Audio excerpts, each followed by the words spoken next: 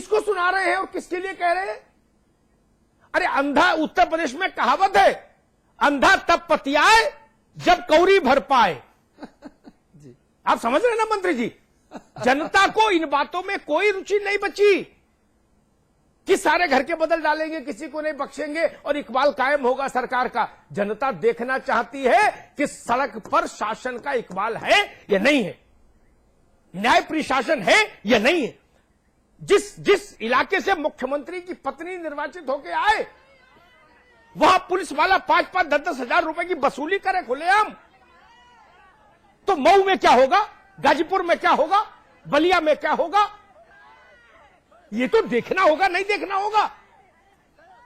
और एक साल में, मैंने 100 दफे कहा होगा मंत्री जी, एक साल में फ्लाईओवर नहीं बन सकता, यूनिवर्सिटी और अस्पताल नहीं बन सकता, समझ सकता हूं मेरे दोस्त, लेकिन एक साल में अगर दरोगा नहीं सुधार पाए तो क्या करोगे, ये बता दो मुझे। अगर एक साल में दरोगा भी नहीं सुधरा तो फिर क्या करेंगे? हमने कब कहा आप एटम बम बना लेंगे एक साल में? कभी नहीं कहा। हमने कब कहा पूरे प्रदेश की सड़कें अच्छी कर दोगे एक साल में? कभी नहीं कहा। कभी नहीं कहा बिजली संयंत्र स्थापित कर दोगे एक साल में? नहीं हो सकता। अरे दरोगा, कप्तान, पुलिस वाला, होमगार्ड, सिपाही, इनको तो सुधार देते। ठीक बात है। जनता को लगता कि ये शासन हमारे हितों के लिए आया है, इसकी आंख हमारे दुख से नम होती है। सबसे बड़ा सवाल है आंख के पानी का। आंख में पानी बनाए रखिए मंत्री जी, नहीं तो 2014 बहुत दूर नहीं। और मुलायम सिंह जी तो कहते हैं कि 2013 में ही चुनाव हो जाएंगे। कभी भी चुनाव हो, तब तराजू पर आपकी आंख का पानी होगा, साइकिल नहीं होगी। आपकी आंख में जनता को पानी दिखेगा तो वोट मिलेगा, नहीं दिखेगा तो वोट नहीं मिलेगा। और एक के बाद एक लगातार बढ़ती जा रही वारदातें, बिगड़ती जा रही कानून व्यवस्था, जनता में पैदा हुआ गुस्सा।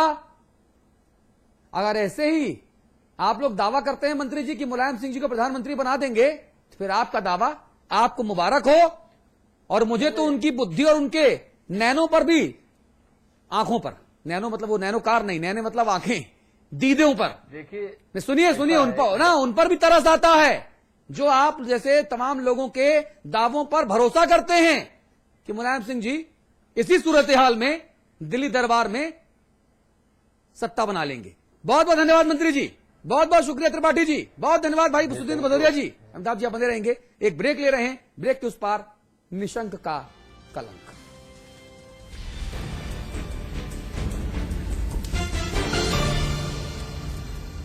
रियल एस्टेट, हॉस्पिटैलिटी, ज्वेलरी और संगीत के कारोबार का सबसे विश्वसनीय नाम GTM ग्रुप। सभी बड़े शहरों में टाउनशिप, कमर्शियल स्पेस और ग्रुप हाउसिंग का निर्माण करने वाला जाना पहचाना नाम जल्द ही पंजाब और झारखंड में करने जा रहा है अपना विस्तार।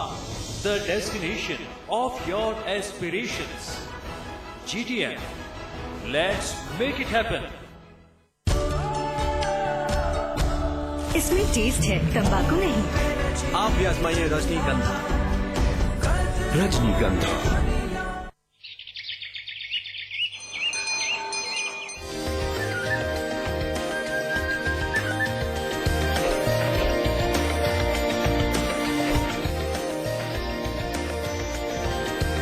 पेंटागन मॉल हरिद्वार उत्तराखंड का सबसे बड़ा मॉल और मल्टीप्लेक्स निर्माता सुपरटेक। आज ली क्या? And then interestingly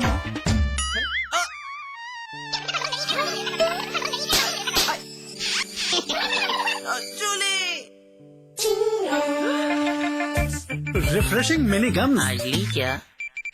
Bhumi group पेश करते हैं Vrinda elegance, an integrated colony at Vrindavan. भगवान श्री कृष्ण की क्रीड़ा स्थली वृंदावन में बसने का सुनहरा मौका। एहसास कीजिए ब्रजवासी होने का। मैं चाहूंगा कि जब जब भी मेरा जन्म हो, वृंदावन की इसी पावन भूमि में हो। A unique project with world-class facilities just for you and your loved ones. Nalanda leisure Sanskar city At Vrindavan.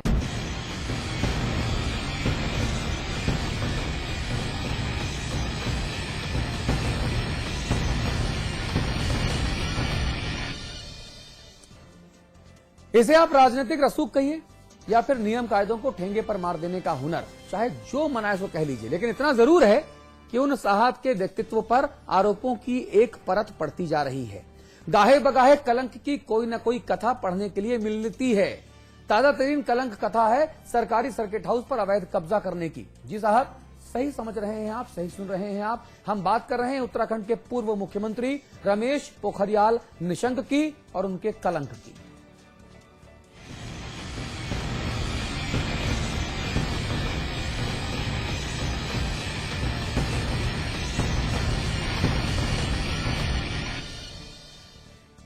पहले ही भ्रष्टाचार के आरोपों में घिरे उत्तराखंड के पूर्व मुख्यमंत्री रमेश पोखरियाल निशंक के ऊपर लग गया है एक और कलंक। निशंक साहब ने पिछले 1.5 साल से सरकारी नियम कायदों की धज्जियां उड़ाकर रखी हैं। ये आरोप लग रहे हैं देहरादून के सरकारी सर्किट हाउस पर अवैध कब्जा किया है, वो भी तब जब उनके पास देहरादून में ही 2 और आवास हैं। ये आलीशान महल किसी राजा महाराजा का नहीं बल्कि एक पूर्व सीएम का है। एक पूर्व सीएम जिसने 2007 में चुनाव आयोग को अपनी कुल संपत्ति बताई थी 37,22,000 रुपए, लेकिन सिर्फ 5 साल में ही 2012 के चुनावों तक उसकी संपत्ति 300% से भी ज्यादा बढ़कर हो गई 1,30,00,000 से भी ज्यादा। देहरादून में बने करोड़ों की कीमत के इस भव्य बंगले के मालिक हैं उत्तराखंड के पूर्व सीएम रमेश पोखरियाल निशंक। लेकिन पूर्व सीएम साहब के पास सिर्फ यही आवास नहीं है। चलिए आपको ले चलते हैं सीएम साहब के सरकारी बंगले पर। यह है पूर्व मुख्यमंत्री होने के नाते निशंक को मिला सरकारी आवास, लेकिन निशंक यहाँ भी नहीं रहते हैं। लेकिन एक और आवास है पूर्व सीएम साहब के पास, जो ना तो इनका अपना बंगला है और ना ही सरकार की ओर से इनको नियमानुसार मिला बंगला, लेकिन इस बंगले में भी पूर्व सीएम साहब ही रहते हैं। ये है उत्तराखंड सरकार का सर्किट हाउस। जी हाँ, सर्किट हाउस देहरादून का अकेला सरकारी सर्किट हाउस। लेकिन इस सर्किट हाउस का इस्तेमाल कोई भी और नहीं कर सकता, सरकार भी नहीं, क्योंकि यहाँ पर डेरा डाले हैं पूर्व सीएम निशंक। अवैध तरीके से इस सर्किट हाउस पर कब्जा है। अब सिर्फ विधायक रह गए पूर्व सीएम का। मैंने ये नहीं कहा कि उनको खाली करना चाहिए, नहीं करना चाहिए, लेकिन मैं समझता हूं कि बेहतर होगा कि वो जो हम लोगों ने सारे नियम और कानून बनाए, क्योंकि नियम और कानून भी विधानसभा के माध्यम से बनते हैं, और उन कानूनों का अगर अख्तियार किया जाता है, अमली जामा पहनाया जाता है, तो उससे मैं समझता हूं जनता में एक अच्छा संदेश जाता है। आपको बताते चलें कि निशंक ने सीएम के पद से 11 सितंबर 2011 को ही इस्तीफा दे दिया था। उसके बाद राज्य में बीजेपी चुनाव भी हार गई, यानी कि कुर्सी और सरकार दोनों ही नहीं रही। लेकिन 1.5 साल बीत जाने के बाद भी सरकारी सर्किट हाउस पर निशंक तमाम सरकारी इंतजामों के साथ अवैध कब्जा किए हुए हैं। आपको थोड़ा और पीछे लेकर चलते हैं। निशंक वही पूर्व सीएम है जिन्होंने नियमों का हवाला देते हुए 2011 में कांग्रेस के विधायक किशोर उपाध्याय को जबरदस्ती बदसलूकी करवाकर सरकारी आवास से बाहर करवा दिया था। जैसे उन्होंने हमारे साथ किया या बाकी और जो हमारे साथ के पूर्व मंत्री थे उनके साथ किया, उनसे आपने जो है वो किराया वसूली के लिए जो है कार्रवाई की है, ठीक वही कार्रवाई जो है वो निशंक जी के साथ भी की जानी चाहिए। सीएम के तौर पर निशंक को इस्तीफा देने के बाद से ही देहरादून की यमुना कॉलोनी में सरकारी निवास मिला हुआ है, और तो और उनके पास अपना आलीशान बंगला भी है। लेकिन फिर भी निशंक इस सर्किट हाउस को छोड़ने को तैयार ही नहीं है। तो क्या निशंक सरकारी संपत्ति को अपनी संपत्ति मानते हैं? क्या निशंक को नहीं पता है कि नियम के मुताबिक उनको पूर्व मुख्यमंत्री के लिए आवंटित आवास में ही रहना चाहिए? क्या निशंक को नियमों की कोई परवाह नहीं? पहले से ही भ्रष्टाचार के तमाम आरोपों से घिरे पूर्व सीएम निशंक पर यह है एक और कलंक। पंकज पवार के साथ ब्यूरो रिपोर्ट, देहरादून समाचार प्लस। इस मुद्दे पर बात करने के लिए हमारे साथ किशोर उपाध्याय जी हैं। आप कांग्रेसी नेता हैं, देहरादून से हमारे साथ जुड़ रहे हैं। डॉक्टर SN सचान साहब हैं, आप समाजवादी पार्टी के नेता हैं। इसके अलावा हमारे साथ समर भंडारी साहब हैं, आप सीपीआई की नुमाइंदगी हमारे साथ कर रहे हैं। बता दूं आपको कि भारतीय जनता पार्टी के किसी भी नेता ने इस मुद्दे पर अपनी कोई भी राय रखने से इनकार कर दिया है, ना पक्ष में ना विपक्ष में इस मुद्दे के। इसीलिए वो आज कोई नेता बीजेपी का आज हमारे साथ इस मुद्दे पर नहीं है। किशोर उपाध्याय साहब, ये एक और कलंक की खबर है, एक और कलंक का मामला सामने आया है।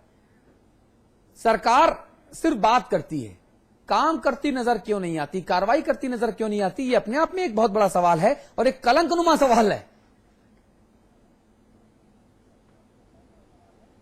किशोर सिंह जी। जी अतुल जी, मैं आभारी हूं आपका और समाचार प्लस का कि आपने इतने जीवंत मुद्दे को यहां पर उठाया है। मैंने पहले भी कहा कि इसमें जो है, जब मैं मानता हूं मुझसे गलती हो सकती है, मैं उस मकान में रहा, हाँ। लेकिन मैं बार बार ये कहता रहा कि जिस तरह से यहाँ स्थिति है, एक आवास की नीति बननी चाहिए। एमएलए किस में रह सकता है, मंत्री किस में रह सकता है, अधिकारी किस में रह सकता है। जो सबसे बड़ी कमी है कि 13 साल में हम अपनी एक जो है आवास की नीति नहीं बना पाए हैं। और जिस तरह से निशंक साहब, मैं इसलिए नहीं आया यहाँ पर कि भाई निशंक साहब ने मेरा सामान फेंका, मैं वहां था भी नहीं।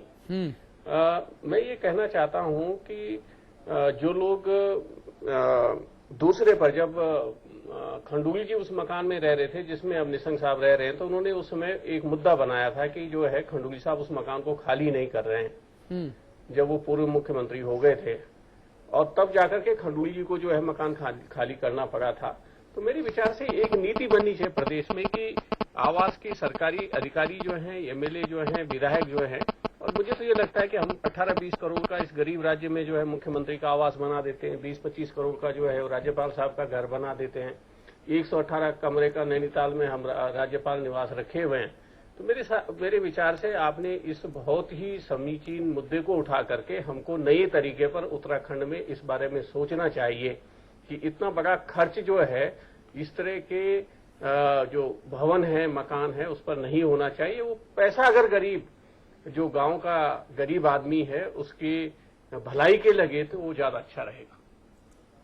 जी, ये आप एक बहुत सैद्धांतिक बात कर रहे हैं यहाँ पर। सचान साहब, सवाल ये है कि क्या ऐसी जब गड़बड़ियां पाई जाती हैं तो क्या ये गड़बड़ियां, ये जो घोटाले हैं, ये घोटालों की एक सीरीज का एक अगला पड़ाव, एक अगला चरण मैं मानता हूं, क्या इनके खिलाफ कार्रवाई नहीं होनी चाहिए?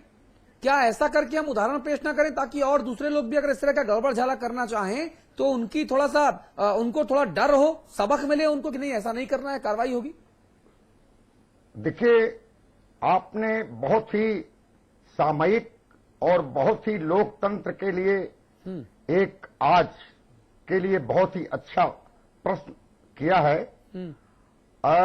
मुझे तो ऐसा लग रहा है कि उत्तराखंड में 13 वर्ष हो गए, कांग्रेस और भारतीय जनता पार्टी दोनों की सरकारें रहीं और इन दोनों सरकारों ने कोई भी आवास नीति नहीं बनाई। अभी उपाध्याय जी हमारे मित्र हैं और इन्होंने बड़ी अच्छी तरीके से कहा कि कोई नीति होनी चाहिए। उपाध्याय जी भी मंत्री रहे हैं। ये दुर्भाग्य है कि इस छोटे से राज्य में एक मंत्री, पूर्व मंत्री कब्जा किए हुए है और सरकार चुपचाप बैठी है। ऐसा लगता है कि बहुगुणा सरकार और निशंक जो बीजेपी के पूर्व मुख्यमंत्री हैं, इनमें कोई अंदरूनी मिली भगत चल रही है और नियम बनने चाहिए। छोटा राज्य है, ज्यादा मितव्यता बरतनी चाहिए। इतने आलीशान पूर्व मुख्यमंत्रियों के लिए या वर्तमान मुख्यमंत्रियों के लिए या पूरे प्रदेश में, अभी तो एक और मुद्दा बहुत इंपॉर्टेंट है कि इस छोटे से प्रदेश में 2-2 राजधानियां, 2-2 विधान भवन बनेंगे। नहीं, हम इसी मुद्दे पर सचान साहब, हम इसी मुद्दे पर फोकस रहे हैं। हम हर रोज रात 8:30 से 9 बिग बुलेटिन शो करते हैं। आप तो पहली बार हमारे स्टूडियो आए हैं। हम उत्तराखंड और उत्तर प्रदेश के अलग अलग मुद्दे उठाते रहते हैं रोज। जो मुद्दा आप बता रहे हैं इस मुद्दे पर फिर कभी हम इसी मुद्दे पर केंद्रित रहें। भाई समर भंडारी, ये क्या अंधेरगर्दी हो रही है प्रदेश में, मुझे समझ ही नहीं आता। लोगों के लिए रहने को घर नहीं, लोगों के लिए सर छुपाने को जगह नहीं, और अगर आप रसूखदार हैं तो आप 3-3 सरकारी आवासों पर ऐश कीजिए, कोई नहीं बोलेगा आपसे। क्या ये मतलब हुआ? अब देखिए, 13 साल से कांग्रेस और भाजपा की सरकार सत्ता पर काबिज रही है।